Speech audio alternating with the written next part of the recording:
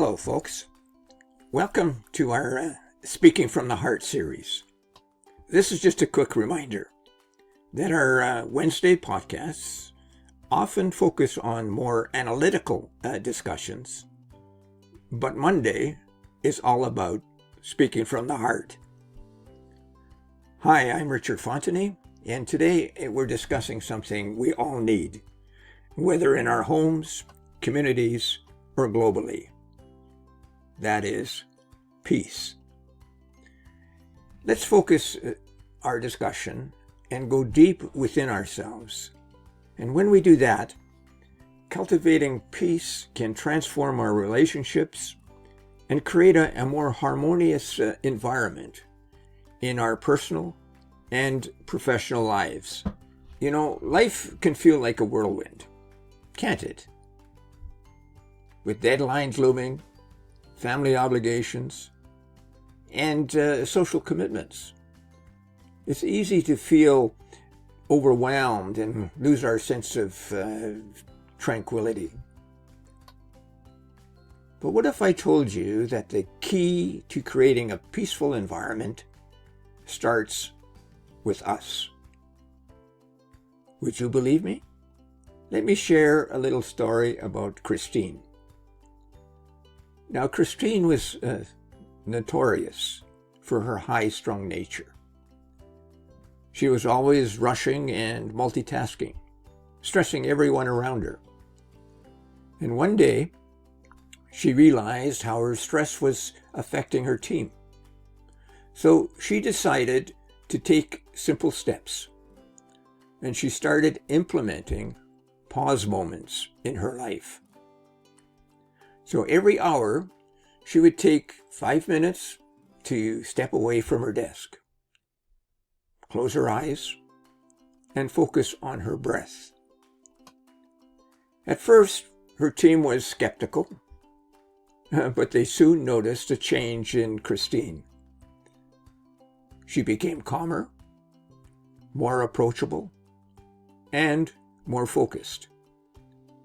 As a result, the atmosphere in the office changed. People felt more comfortable sharing their ideas, and lo and behold, productivity soared. Now, it all started with Christine choosing to cultivate peace within herself. Now, let's discuss how we can spread that peace to others. And this story is about Mark. Mark decided to create a peace circle in his neighborhood. Once a month, he invited neighbors over for a gathering focused on sharing stories, practicing mindfulness, and discussing ways to support each other. Now, the first few gatherings were a bit awkward, but soon people started opening up. Eventually, they cultivated a community through simple activities like guided meditations and sharing gratitude. And over time, the neighbors became friends who looked out for themselves. That sense of peace spread beyond the circle into their homes and interactions with others. So Mark didn't just create a peaceful space. He fostered a peaceful community. And here's another true story that is global in nature. We have just witnessed something in the United States, a country rich in resources, that has taken away funding from those of the poorest of the world. Now, is this a prescription for peace? Or is it a move that will cause more significant conflict in an already conflictual world? You know, when we don't care for those with little, they will eventually rise and respond. Someone or something will trigger them to revolt against those who have. And we have seen this over and over again in our communities and throughout the world. What makes us think that this wouldn't happen again? I wonder. All people of goodwill seek peace. But let's examine it from a Christian gospel perspective, as is our practice from speaking from the heart. This will help us ground peace in more profound spiritual truth. Jesus teaches that true peace comes not from external circumstances, but from a deep trust in God. In John 14, verse 27, he says, "I leave my peace with you. I give my peace to you. I do not give it to you as the world does. So do not be afraid or troubled." Now, this verse reminds us that the peace of Christ, which is not dependent on our surroundings, is an inner stillness that comes from knowing God's love, and reminds us of the hymn on Eagle's Wing that says, "He holds you in the palm of his hand."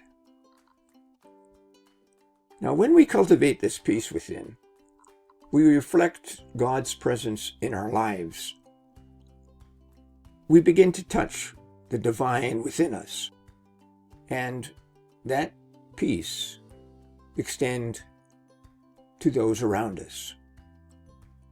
Now, whether in our workplaces, communities, or personal relationships, living with Christ-centered peace allows us to respond to conflict with wisdom, keep human dignity uppermost in our minds, particularly in challenging times, and it creates harmony in our relationships. So how can we cultivate peace in our lives, whether it be at work, at home, or in our community? Well, here are 3 short ways to do just that. We can practice mindfulness. We can take a few minutes each day to check in with ourselves, whether it's through meditation, journaling, or simply enjoying a cup of coffee without distractions. We can find that quiet space to reconnect with our inner selves, perhaps on our balconies, in our backyards, in a room in an apartment, a quiet room in our house, or on walks. We can create peaceful interactions. In our conversations, we can strive to listen more than we speak. When we genuinely listen to others, we validate others' feelings and help create an atmosphere of understanding and peace. And we can spread a little bit of kindness. Small acts of kindness keep the dignity of others intact.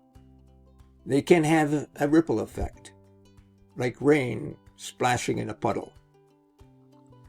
We can hold the door open for someone, share a compliment, or simply smile at a stranger. Now, these little gestures can brighten someone's day and create a more peaceful community. And if we have more peaceful communities, we will begin to transform a conflicted world into one of greater peace. Now, thank you for listening, folks. If you enjoyed today's podcast and want to hear more discussions from the heart, subscribe. Give us a thumbs up and share this podcast with someone who needs a little peace in their lives. With your support, we can reach more people and spread positive messages in a very fractured world. Now, we hope you'll join us for our next episode, where we'll explore the theme of patience. Now, in a rapidly changing world, cultivating patience can be transformative, both in our personal lives and in our interactions with others. Now, before I go, here are 3 books you may enjoy. You can find them on Amazon or at a bookstore of your choice. And I don't receive any commission with these recommendations. The first book is by Pope Francis. Hope, the Autobiography. The second book is by Eric Tolle, The Power of Now. The third book is by Dalai Lama, The Art of Happiness. Now, thank you for tuning in, folks. And remember, peace starts within. Until next time, take care, and bye for now.